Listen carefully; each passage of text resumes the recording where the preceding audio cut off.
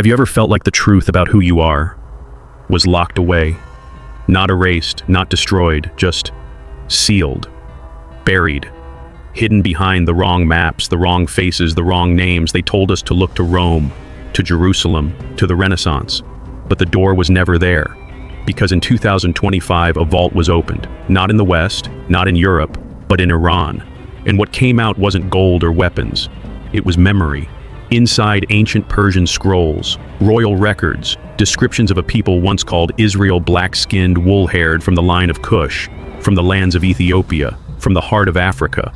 This isn't a theory. This isn't rebellion. This is a revelation. A story buried beneath empire, repainted by colonizers, rewritten in cathedrals.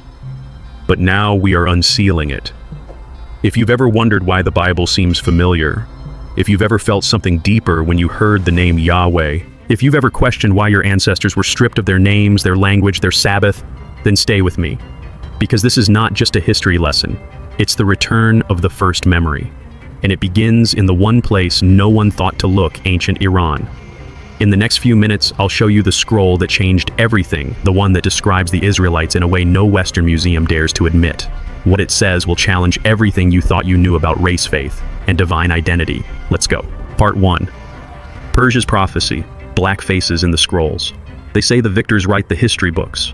But what happens when a history is written by someone who wasn't trying to win, but trying to remember?